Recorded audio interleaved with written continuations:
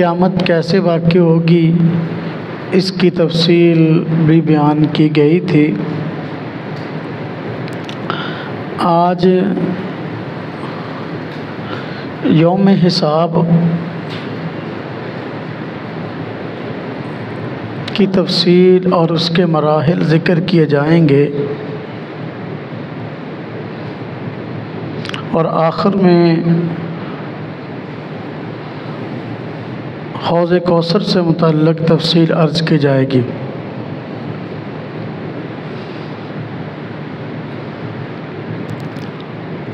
قیامت کے دن اللہ رب العزت ساری مخلوق کو جمع فرمائیں گے،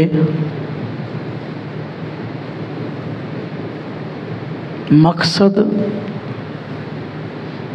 حساب و کتاب ہوگا۔ یہ دنیا کی زندگی اللہ رب العزت نے ہم سب کو اس لیے عطا فرمائی ہے کہ یہاں رہ کر ہم اللہ رب العزت کی مرضی کے مطابق زندگی گزاریں۔ جو لوگ ایمان لے آئیں گے، نیک اعمال کریں گے، اللہ رب العزت کی طرف سے ان کو بہترین بدلہ جنت کی صورت میں ملے گا، اور جو لوگ ایمان نہ لائیں گے یا ایمان لانے کے بعد برے اعمال کریں گے تو اللہ تبارک و تعالیٰ کی طرف سے ان کو سزا ملے گی اور دوزخ میں جانا ہوگا۔ گویا قیامت کا دن انعام ملنے کا دن ہے۔ دنیا یہ کام کی جگہ ہے، قبر آرام کی جگہ ہے، اور قیامت انعام کی جگہ ہے۔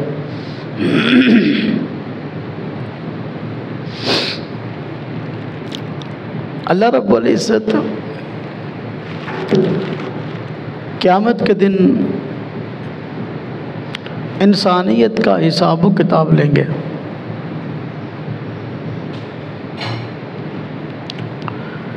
اب اس کے کیا مراحل ہیں،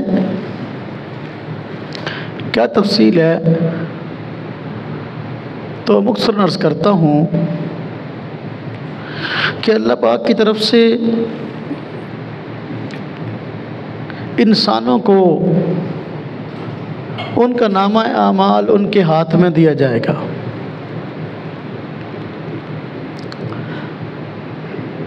نامہ اعمال کیا ہے؟ زندگی میں کیے ہوئے اعمال کا تحریری ثبوت۔ اللہ پاک نے ہمارے دائیں اور بائیں کندھے پر 2 فرشتے بٹھا رکھے ہیں،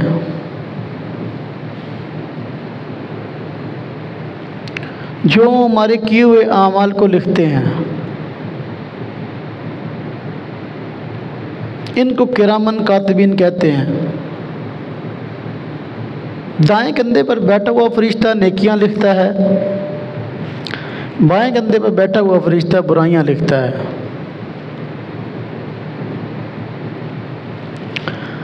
اور یہ سارا ریکارڈ قیامت کے دن باری تعالیٰ کی بارگاہ میں پیش ہوگا، اور باری تعالیٰ انسانوں کو ان کے نامہ اعمال تھما دیں گے ہاتھوں میں۔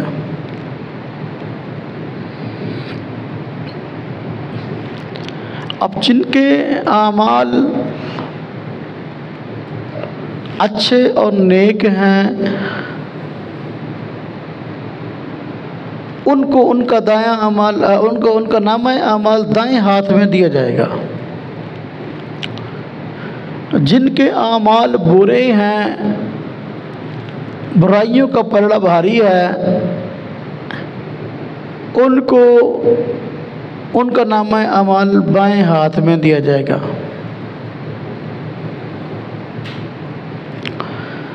جن کا نامہ اعمال اچھا ہے، اور دائیں ہاتھ میں ان کو ان کا اعمال نامہ دیا جائے گا،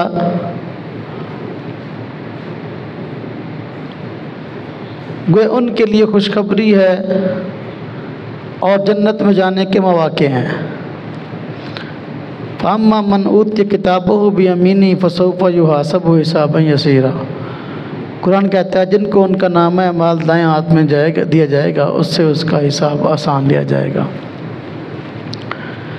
وَأَمَّا مَنْ أُوتِيَ كِتَابَهُ بِشِمَالِهِ، جس کو اس کا نامہ اعمال بائیں ہاتھ میں دیا جائے گا، فَسَوْفَ يَدْعُو ثُبُورًا، وہ ہلاکت کو پکارے گا۔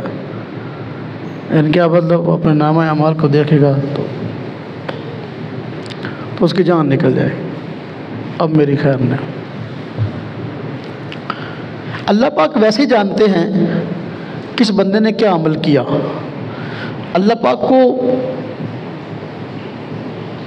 تحریری ثبوتوں کی ضرورت نہیں ہے کہ لکھا ہوا ریکارڈ بھی پیش کیا جائے، یہ تو محض انسان کے سامنے اتمام حجت کے لیے کہ یہ مکر نہ سکے، بہانہ نہ بنا سکے، اور کسی قسم کا اس کے لیے بھاگنے کا راستہ نہ ہو، اتمام حجت۔ اللہ پاک تو ویسے ہی جانتے ہیں کس نے کیا کیا اور کیا نہیں کیا۔ جس نے برے اعمال کیے، برائیوں کا بلڑا بھاری ہے، اس کو اس کا نامہ اعمال بائیں ہاتھ میں دیا جائے گا، لیکن پیٹھ کے پیچھے سے داخل کر کے، وراء ظہری کے الفاظ قرآن کریم میں کہ اس کو کہا جائے گا، یعنی اس کا ہاتھ اس طرح پیٹ کے اندر سے پیچھے نکالا جائے گا، پھر نامہ اعمال پکڑا جائے گا بائیں ہاتھ میں۔ ایک تو یہ چیز آ گئی حساب و کتاب کے مراحل میں،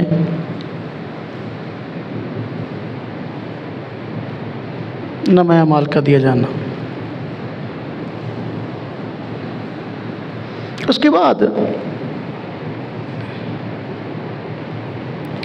انسانی اعضاء خود انسان کے خلاف گواہی دیں گے۔ جس انسان نے جسم کے جس حصے سے جو گناہ کیا، وہ جسم کا حصہ خود بولے گا، اللہ پاک اس کو قوت گویائی عطا کر دیں گے۔ وہ بولے گا کہ اس نے میرے ساتھ فلاں گناہ کیا، فلاں گناہ میں مجھے استعمال کیا،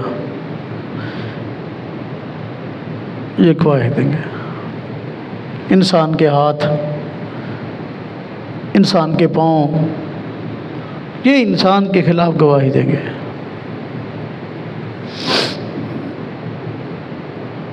آج لوگ کہتے ہیں وہ فلاں بندہ فلاں کام کرنے سے ڈرتا ہے، اس لیے کہ اس کو پتہ ہے کیمرے لگے ہوئے ہیں، ویڈیو بن رہی ہے۔ اللہ پاک کی طرف سے تو اس چیز کے ہزاروں انتظام ہیں بندوں پر اتمام حجت کے اور اس کو پکڑنے کے۔ ویڈیو تو بڑی چھوٹی سی چیز ہے،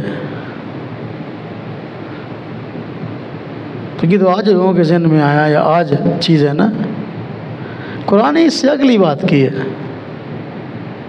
ویڈیو تو کوئی انسان ہے نا، انسانوں کی بناتے ہیں تو ڈیلیٹ بھی کر دیتے ہیں، تو قیامت کے دن کیا ہوگا؟ انسان کے ہاتھ، انسان کے پاؤں گواہی دیں گے۔ یہ اس سے بھی عجیب ہے۔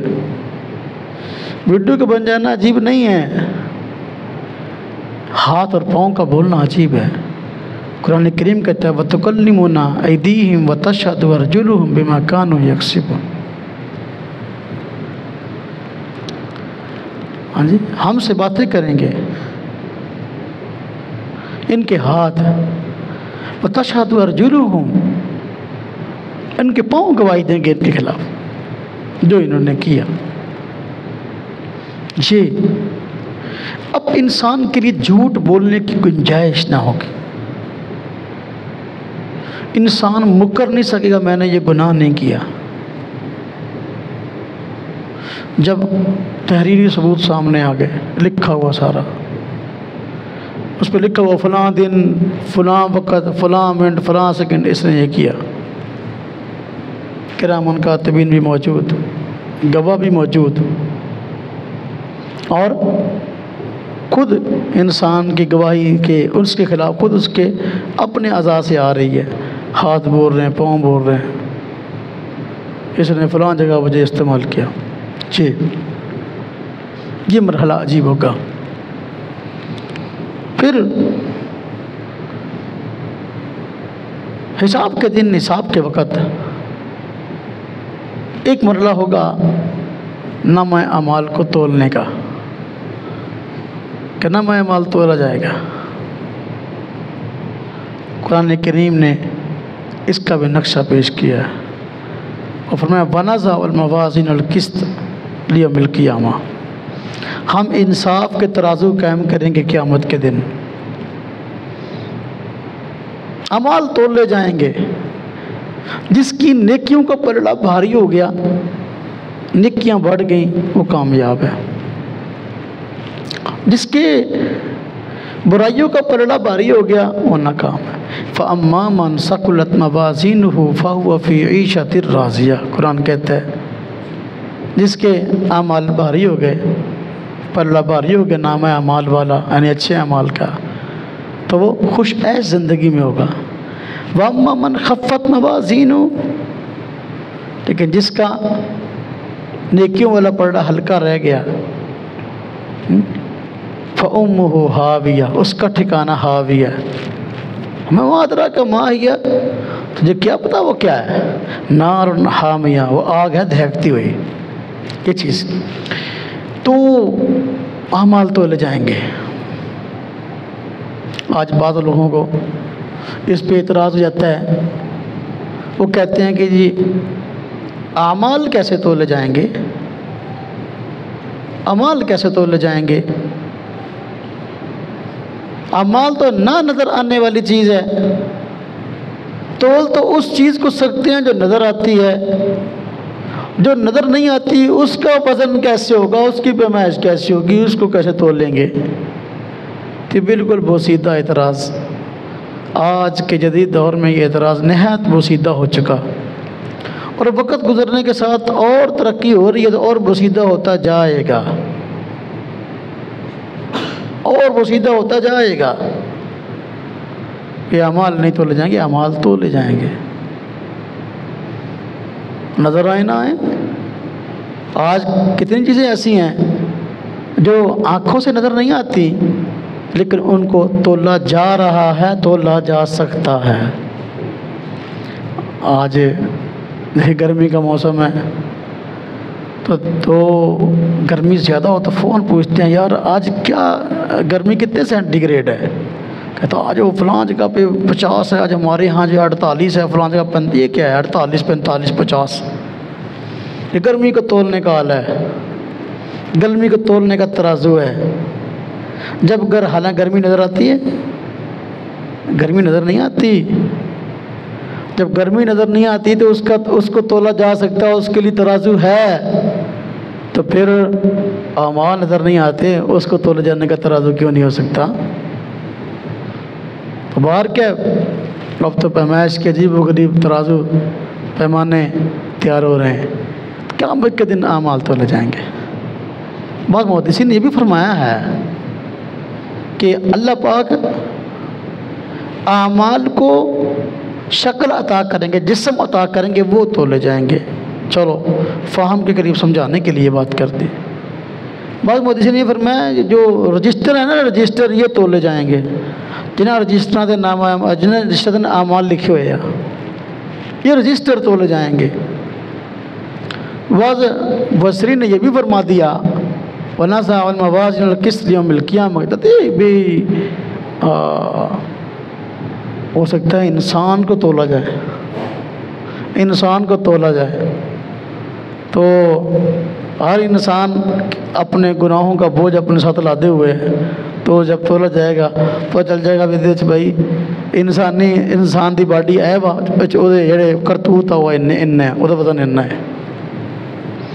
تو بھائی تولے جانے کا 101 طریقہ ہے، باہر کا ہے، فکر اس کی کرنے کی ضرورت نہیں کہ اللہ کیسے تول لیں گے، تو اللہ پاک نے نظام کرنا ہے، فکر اس چیز کی ہے کہ ہمارے اعمال ہیں کیسے، ہمارے اعمال ہیں کیسے، اس میں فکر اس چیز کی کرنے کی ہے۔ جو ملحدین ہیں، دین سے دور ہیں، ہر کام میں ہر بات میں ٹانگ اڑانے کے عادی ہیں اور اپنی عقل کو استعمال کرنے کے عادی ہیں، تو ان بحثوں میں پڑ جاتے ہیں۔ تو اصل تو جو کام کرنے کا وہ یہ ہے کہ قیامت سے پہلے قیامت کی تیاری کر لیں، تو اعمال تو لے جائیں گے۔ اسی طرح اللہ تبارک تعالیٰ حساب لیں گے، حساب و کتاب ہوگا، کسی کا حساب مشکل ہوگا، کسی کا حساب آسان ہوگا۔ اما عائشہ صدیقہ رضی اللہ تعالیٰ عنہ نے حضور نبی کریم صلی اللہ علیہ وسلم سے پوچھا کہ اللہ پاک نے حساب یسیر کا تذکرہ کیا، آسان حساب لیا جانا، وہ آسان حساب کیا ہے؟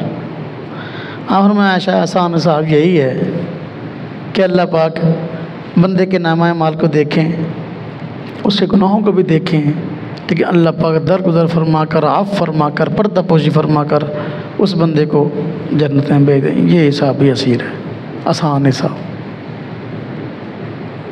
فَأَمَّا مَن نُّكِشَ فَقَدْ عُذِّبَ، اس طرح کے الفاظ، بس جیدی پوچھ کر شروع ہو گئی، بس سمجھو او عذاب چ پہ گیا۔ آسان صاحب کیا ہے کہ اللہ پاک، اللہ پاک تو ویسے ہی عالم الغیب ہے، اللہ پاک ویسے ہی جانتے کس نے کیا کیا۔ تب اللہ پاک کے سامنے فرشتے ریکارڈ پیش کریں تو اللہ پاک دیکھیں اور پھر ہاں جی پردہ پوشی فرما لیں۔ بعض روایت میں بتا اللہ پاک بندے سے فرمائیں گے، بندے قریب کر کے دیکھ تیرا یہ گناہ بھی لکھا ہوا ہے، تیرا یہ گناہ بھی لکھا ہوا ہے، تیرا یہ بھی لکھا ہوا ہے، کسی کو پتہ نہیں سوائے میرے۔ ہاں جی، جو لوگ دنیا کے اندر دوسروں کی پردہ پوشی کرتے ہیں، اللہ پاک قیامت کے دن ان کی پردہ پوشی فرما لیں گے، اور جو دنیا کے اندر دوسروں کی پردہ دری کرتے ہیں، دوسروں کے عیب لوگوں کے سامنے بیان کرتے ہیں، تو ان کے پھر عیب کھول دیے جائیں گے۔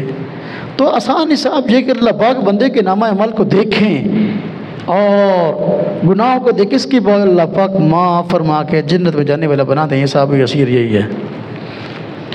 اچھا، جب حساب و کتاب ہوگا، سب سے پہلے کس چیز کا حساب ہوگا؟ سب سے پہلے نماز کا حساب ہوگا۔ حدیث پاک میں آتا ہے کہ قیامت کے دن جب حساب ہوگا تو سب سے پہلے نماز کا حساب ہوگا۔ جس بندے کی نماز صحیح نکل آئی تو وہ آگے بھی چل سکے گا حساب و کتاب میں، باقی معاملات میں بھی اس کے معاملات آگے حساب و کتاب کے چل پڑیں گے اور وہ اس میں نکل سکتا ہے۔ لیکن جو نماز میں پھنس گیا اس کے باقی معاملات۔ اس لیے میرے بھائیوں، میرے دوستوں، میرے عزیزوں، اپنی نمازوں کی فکر کر لیں، اپنی نمازوں کو ضائع ہونے سے بچائیں، نماز کی پابندی بھی کریں، نماز پڑھ کر اس نماز کی قبولیت بھی کروائیں۔ نماز کی قبولیت یہ ہے کہ اس کو وقت پر، اس کو سنت کے مطابق اطمینان و سکون کے ساتھ ادا کیا جائے۔ سب سے پہلے قیامت کے دن نماز کا حساب ہوگا۔ حدیث پاک میں آتا ہے کہ نماز کا حساب ہوگا۔ اگر کوئی بندہ ایسا ہے کہ نماز کا اس کا حساب ہو رہا ہے، ایسی نمازیں نکل آئیں اس کے کھاتے میں جو اس نے نہیں پڑھی، تو اللہ پاک فرشتوں سے فرمائیں گے ذرا نامہ اعمال دیکھو، کوئی نفل ہے کہ بیچے ہیں، کوئی نفل بھی پڑھتا رہا کہ نہیں پڑھتا رہا۔ اگر وہ نفل پڑھتا رہا ہے تو فرائض کی کمی نفلوں سے پوری ہو جائے گی۔ اللہ پاک فرمائیں گے چلو یار نفل جڑے ہیں نا یہ پا کے کھاتا پورا کرنے کی کوشش کرو، یہ عذاب تو بچنے والا بن جائے۔ اس لیے میرے بھائیوں، فرض بھی پڑھا کریں، نفل بھی پڑھا کریں۔ فرض تو انسان کے ذمہ قرض ہے، وہ تو پڑھنا ہی پڑھنا ہے، لیکن جو نفل ہے اللہ سے محبت کی علامت یہ ہے کہ کثرت سے بندے کے نامہ اعمال میں نوافل ہوں۔ تو فرائض کی کمی قیامت کے دن نوافل سے پوری کی جائے گی۔ جس بندے کے نامہ اعمال میں نوافل جتنے زیادہ ہوں گے اس کے نماز کے حساب و کتاب میں نکلنے کے اتنے زیادہ چانس. باہر کیف سب سے پہلے حساب لیا جائے گا نماز کا. اس لیے قرآن کریم میں اللہ پاک نے بار بار فرمایا اقیم الصلاۃ، نماز قائم کرو. نماز قائم کرنے میں یہ ہے چیز کہ نماز وقت پر پڑھنی ہے، نماز پابندی سے پڑھنی ہے، نماز سنت کے مطابق پڑھنی ہے، اور نماز خشوع خضوع سے پڑھنی ہے. یہ ساری چیزیں نماز کے قائم کرنے میں شامل ہیں. جب اللہ تبارک و تعالیٰ قیامت کے دن حساب لیں گے تو اگر بندہ غور کرے اعمال میں، تو اعمال دو طرح کے ہیں. ایک وہ ہیں جو حقوق اللہ سے تعلق رکھتے ہیں، دوسرے وہ ہیں جو حقوق العباد سے تعلق رکھتے ہیں. یعنی کچھ حکم اللہ پاک کی طرف سے ایسے ہیں جن کو اللہ پاک نے کرنے کا حکم دیا، اس کا تعلق باری تعالیٰ کے ساتھ ہے. جیسے نماز ہے، روزہ ہے، حج ہے، زکوٰۃ ہے. یہ بندے اور اللہ کے معاملات ہیں. حقوق اللہ، ان کو ادا کرنا اللہ کا حق ہے. کچھ اعمال ایسے ہیں جن کا تعلق بندوں سے جڑا ہوا ہے. وہ کیا ہے؟ وہ ہے والدین کی اطاعت، وہ ہے اپنے بہن بھائیوں کے ساتھ اچھا سلوک، رشتہ داروں کے ساتھ صلہ رحمی، ہمسایوں کے ساتھ اچھا سلوک، بڑوں کی عزت کرنا، چھوٹوں پہ شفقت کرنا. یہ سارے کے سارے معاملات کیا ہیں؟ یہ حقوق العباد سے تعلق رکھتے ہیں. تو حقوق اللہ میں کوتاہی ہوئی تو وہ اللہ تبارک و تعالیٰ اپنی رحمت سے چاہیں گے تو معاف فرما دیں گے. اگر حقوق العباد میں کوتاہی ہے تو وہ اللہ معاف نہیں کریں گے بلکہ بندے معاف کریں گے تو معاف ہوں گے. جو حقوق العباد ہیں، اگر کسی نے کسی دنیا کے اندر کسی بندے کا حق مارا ہے، کسی بندے کا حق مارا ہے، تو جب تک بندہ معاف نہیں کرے گا اس وقت تک معاف نہیں ہوں گے. اس لیے میرے بھائیوں، میرے دوستوں، میرے عزیزوں، حقوق اللہ کو پورا کرنے کی بھی ضرورت ہے، حقوق العباد کو پورا کرنے کی بھی ضرورت ہے. اور دیکھیں شہید کا مقام مرتبہ کتنا زیادہ حدیث پاک میں آیا. اللہ پاک نے فرمایا قرآن کریم میں وَلَا تَقُولُوا لِمَن يُقْتَلُ فِي سَبِيلِ اللَّهِ أَمْوَاتٌ بَلْ أَحْيَاءٌ وَلَٰكِن لَا تَشْعُرُونَ. ان کو مردہ نہ کہو جو اللہ کے راستے میں شہید ہو گئے، یہ زندہ ہیں، تمہیں ان کی زندگی کا شعور نہیں. یہ ان کی شان ہے. اور حدیث پاک میں حضور نبی صلی اللہ علیہ وسلم نے فرمایا جب شہید کا جسم سے خون کا پہلا قطرہ زمین پر گرتا ہے تو اللہ تبارک و تعالیٰ اس کی مغفرت کر دیتے ہیں. اللہ کے راستے میں جو شہید ہوا، جس کو تلوار لگی، جس کو تیر لگا، جس کو گولی لگی، جس کو جو بم میں شہید ہوا کہیں بھی، تو خون کا پہلا قطرہ زمین پہ گرتا اللہ اس کی مغفرت کرتے. فرمایا الا القرض، سوائے قرض کے، سب معاف سوائے قرض کے. گناہ سارے معاف ہوتے ہیں سوائے قرض. کا مطلب کیا؟ قرض کا تعلق بندے کے ساتھ ہے. اس سے اشارہ ہے حقوق العباد کی طرف. یعنی جو اللہ پاک کے حق ہیں اللہ تو معاف فرما دیتے ہیں، چلو اس نے بڑی قربانی دی ہے، لیکن بندے کے حق بندہ معاف کرے گا تو پھر معاف ہوں گے، وگرنہ معاف نہیں ہوں گے. اس لیے حقوق اللہ کی فکر کرنے کی بھی ضرورت ہے، حقوق العباد کی بھی.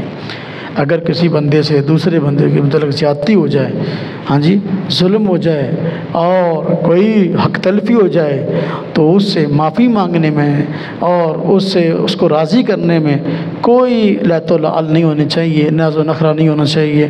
دنیا کے اندر بندہ اپنا معاملہ اس کے ساتھ صاف کر لے. اگر بندہ معاف نہیں کرے گا تو معاف نہیں ہوں گے. ہو سکتا ہے معافی کے لیے وہ مطالبہ کر دے کیا مجھے دینا بھائی، میں اتنی نیکیاں اپنی مجھے دو پھر معاف کروں گا. اس لیے حقوق العباد کی فکر کرنے کی ضرورت ہے. قیامت کے دن جو حساب و کتاب ہے جو ہوگا تو 4 چیزوں کے متعلق حدیث پاک میں آتا ہے، 4 چیزوں کے متعلق سوال ہوگا ہر شخص سے قیامت کے دن. جو حساب و کتاب کے لیے آگے کھڑا ہو گیا اور جس سے حساب و کتاب شروع ہو گیا تفصیلی، اب 4 چیزوں کا حساب دے گا تو پھر اس کی جان چھوٹے گی. اس طرح کہ عمر کے متعلق، بھئی تجھے میں نے عمر دی تھی کہاں خرچ کی، عمر دی کہاں خرچ کی۔ جوانی کے متعلق، جوانی دی کن کاموں میں خرچ کی۔ اور مال کے متعلق، مال دیا تھا کہاں خرچ کیا۔ علم کے متعلق سوال ہوگا، علم دیا تھا اس کے مطابق کتنا عمل کیا۔ ہاں جی، اس لیے میرے بھائیوں، میرے دوستوں، میرے عزیزوں، یہ 4 چیزیں ایسی ہیں جن کے متعلق جب حساب شروع ہوگا تو پھر پوچھ گچھ ہوگی، تو اس کی فکر کرنے کی ضرورت ہے۔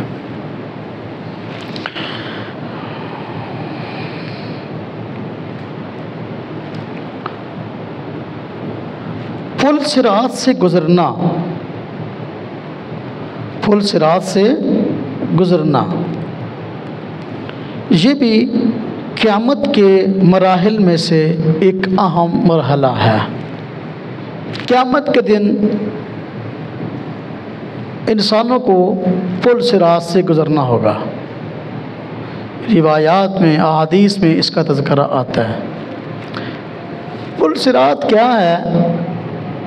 ہاں جی، صراط تو ویسے کہتے ہیں راستے کو، تو پل راستے کے اوپر جو اونچی جگہ بنی ہوتی ہے۔ اب یہ کہہ لیں پل صراط راستے کا پل، ویسے معنی بند ہے، یعنی گویا جس انسان نے جنت میں جانا ہے، جنت میں جانے کے لیے یہ رستہ ہے اور اس کے اوپر یہ پل ہے، اس کے اوپر سے گزر کر جانا جس نے جنت میں جانا ہے۔ پل صراط یہ کیسا ہے؟ روایت میں آتا ہے کہ یہ بال سے زیادہ باریک ہے، تلوار سے زیادہ تیز ہے۔ بال سے زیادہ باریک، تلوار سے زیادہ تیز پل صراط، اس سے انسانوں کو گزرنا ہوگا، پھر جنت میں جا سکتے ہیں۔ اب جو لوگ بد ہیں وہ کبھی بھی اس پل کو کراس نہیں کر سکیں گے، اس کو پار نہیں کر سکیں گے۔ یہ پل دوزخ کے اوپر بچھایا گیا ہوگا، دوزخ کے اوپر بچھایا گیا ہوگا۔ اس میں یہ پل نہایت کانٹے دار ہے، زخمی کرنے والی سلاخیں لگی ہوں گی۔ اب جو بندے بد ہیں اور جن کا دوزخ میں جانا مقدر ہے، وہ پل صراط کے اوپر سے گزرنا چاہیں گے تو اسی وقت جب اس کے اوپر آئیں گے تو ان کے پاؤں چھلنی ہو جائیں گے، زخمی ہو جائیں گے، اور آخر کار پار نہیں کر سکیں گے اور نیچے دوزخ میں گر جائیں گے۔ اور جو نیک ہیں تو نیک لوگ وہ اس پل کو پار کر جائیں گے۔ کچھ کام ایسے ہیں جو حدیث پاک میں آئے ہیں، اگر بندہ ان کاموں کا اہتمام کرے تو پل صراط سے گزرنا آسان ہو جائے گا، پل صراط سے گزرنا آسان ہو جائے گا۔ وہ کیا ہے؟ صدقہ کرنا اخلاص کے ساتھ، خالص اللہ کی رضا کے لیے۔ جو بندہ خالص اللہ کی رضا کے لیے صدقہ کرتا ہے تو خالص اللہ کی رضا کے لیے صدقہ کرتا ہے، دروازہ بند کرو یار، خالص اللہ کی رضا کے لیے صدقہ کرتا ہے تو قیامت کے دن اس کے لیے پل صراط سے گزرنا آسان ہوگا۔ قیامت کے دن اس کے لیے پل صراط سے گزرنا آسان ہوگا۔ جو بندہ مظلوم کا ساتھ دیتا ہے، مظلوم کی مدد کرتا ہے، حدیث پاک میں آتا اس کے لیے پل صراط سے گزرنا آسان ہوگا۔ ہاں جی، تقوی پرہیزگاری اختیار کرتا ہے، پل صراط سے گزرنا آسان ہوگا۔ حدیث پاک میں آتا ہے کہ جو نیک لوگ ہیں اللہ تبارک و تعالیٰ ان کو پل صراط سے گزرنے کے لیے خاص نور اور خاص روشنی عطا فرمائیں گے کہ جس کی رہنمائی میں جو ہے وہ لوگ بڑے آسانی کے ساتھ پل صراط کو پار کر جائیں گے اور جنت میں داخل ہو جائیں گے۔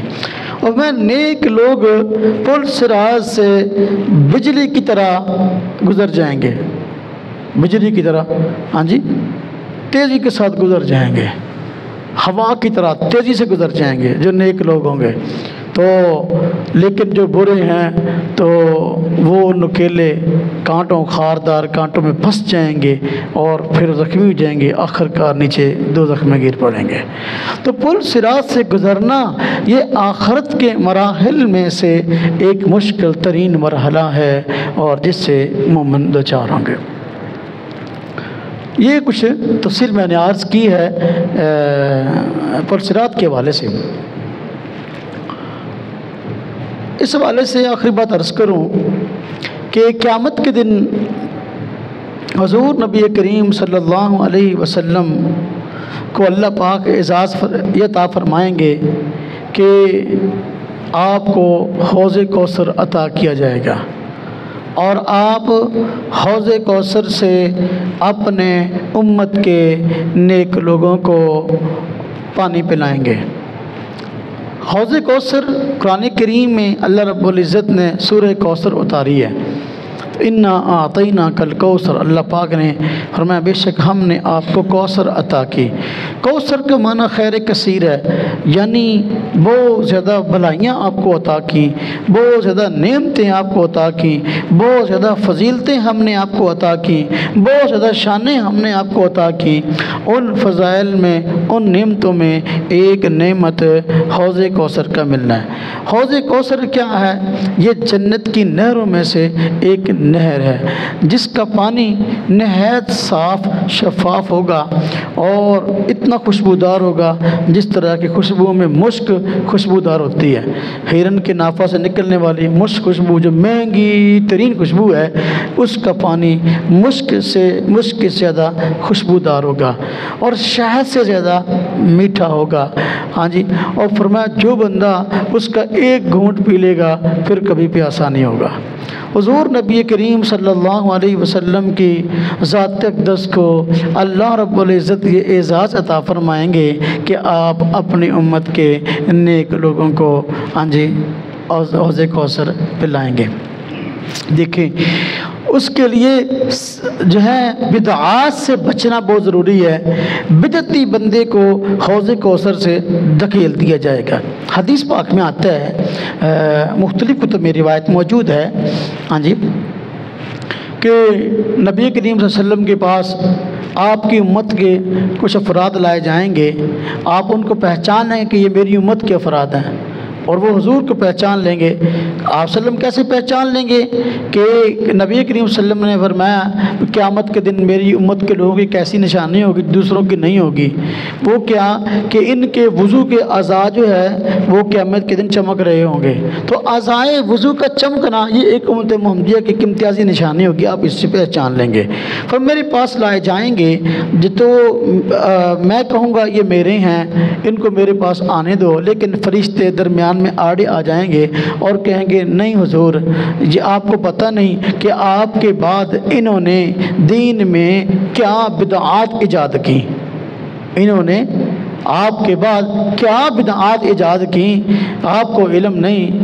حضور نبی کریم صلی اللہ علیہ وسلم کے سامنے جب یہ بات لائی جائے گی، اچھا انہوں نے بدعتیں ایجاد کی۔ بدعت کہتے ہیں اس عمل کو کہ جو حضور نبی کریم صلی اللہ علیہ وسلم کی تعلیمات میں شامل نہیں، نہ آپ نے خود کیا، نہ اس کو کرنے کی ترغیب دی، نہ وہ کبھی دین کا حصہ تھا نہ ہوا، ہاں جی، اس کو دین سمجھ کر کیا جائے تو بدعت ہے۔ حضور نبی کریم صلی اللہ علیہ وسلم نے، صحابہ نے، تابعین نے ایسا نہیں کیا، خلق ان میں اس پر عمل نہیں ہوا اور اس کو دین سمجھ کر کیا جا رہا ہے، اس پر ثواب کی امید رکھی جا رہی ہے، نہ کرنے والے پر تنقید کی جا رہی ہے، تو ایسا عمل بدعت ہوگا، ایسے کام کرنے والا بدعتی ہے۔ فرمایا قیامت کے دن بدعتیوں کو دھکیل دیا جائے گا۔ حضور نبی کریم صلی اللہ علیہ وسلم فرمائیں گے سوکن سوکن لمن غیر دینی، اس طرح کے الفاظ۔ فرمایا کہ پھر دوری ہے یعنی دور ہو جانے لوگ، دور ہو جانا، اس لیے کہ انہوں نے میرے بعد میرے دین کو بدلا۔ تو بھائیو دوستو، توحید پرست ہونا، متبع سنت ہونا ہونا یہ بہت بڑی نعمت ہے۔ قیامت کے دن حوض کوثر والی نعمت حضور نبی کریم صلی اللہ علیہ وسلم کے ہاتھوں سے اس شخص کو نصیب ہوگی جو شخص توحید پرست ہے اور جو شخص متبع سنت ہے۔ بدعت کی مذمت حضور نبی کریم صلی اللہ علیہ وسلم نے بیان فرمائی۔ خود آپ نے فرمایا وَإِيَّاكُمْ مُحْدَثَاتُ الْأُمُورِ، فرمایا کہ دیکھو تم دین کے اندر نئی نئی بدعات ایجاد کرنے سے بچتے رہو، اور فرمایا کل محدثۃ بدعہ، دین میں ہر نئی چیز وہ بدعت ہے۔ اور دوسری حدیث میں فرمایا کل بدعۃ ضلالہ، ہر بدعت گمراہی ہے۔ اور پھر حدیث میں ہے کہ کل ضلالۃ فی النار، ہر گمراہی کا انجام دوزخ ہے۔ تو بدعات یہ بہت کبھی چیز ہے۔ حضور نبی کریم صلی اللہ علیہ وسلم نے اس سے کیوں بچایا، کیوں بچنے کی کوئی ترغیب فرمائی؟ اس لیے کہ بدعت جو ہوتی ہے یہ دین کے رنگ میں آتی ہے، اور اس سے بچنا بسا اوقات مشکل ہوتا ہے، اور اس سے توبہ کی توفیق کی بندے کو بڑی کم ہوتی ہے۔ جب بندہ بدعات میں پڑ جاتا ہے نا، اس کو بدعت سے توبہ کی توفیق بڑی کم ہوتی ہے، اس کو بدعت اچھی لگ رہی ہوتی ہے، بلکہ اس کو سنت سے بھی زیادہ پیاری ہوتی ہے وہ بدعت، اس کو چھوڑنے کو تیار نہیں ہوتا۔ اس لیے حضور نبی کریم صلی اللہ علیہ وسلم نے بدعت سے بچنے کی تلقین کی، اور قیامت کے دن حوض کوثر سے بدعتیوں کو اس لیے دھتکارا جائے گا، بدعتیوں کو حوض کوثر سے دھتکار دیا جائے گا۔ دیکھیں حضور نبی کریم صلی اللہ علیہ وسلم نے بدعت سے اس قدر، بدعتی سے اس قدر ڈرایا، آپ نے فرمایا جس شخص نے کسی بدعتی بندے سے سلام لیا، انہوں سلام کیتا، اس نے اسلام کو گرانے کی کوشش کی۔ یعنی حضور نبی کریم صلی اللہ علیہ وسلم کی نگاہ میں بدعت اور بدعتی یہ اتنے بڑے مجرم ہیں اور اتنی کبھی چیز ہے کہ حضور نبی کریم صلی اللہ علیہ وسلم جو ہے وہ سلام کرنے پر بھی اس قدر ناراض ہو رہے ہیں۔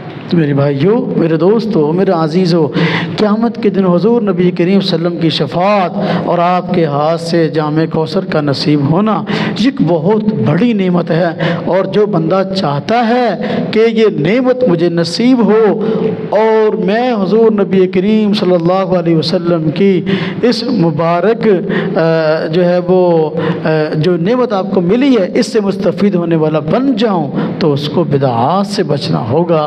قیامت کے دن یہ جو پیش آنے والے احوال اور واقعات ہیں تو ان میں سے ہم نے کافی کا تذکرہ کیا ہے، باقی انشاءاللہ اگلے جمعۃ المبارک میں عرض کریں گے۔ اللہ تبارک و تعالی ہم سب کو دین اسلام کی صحیح سمجھ، صحیح فہم عطا فرمائے اور اس پر چلنے کی توفیق عطا فرمائے۔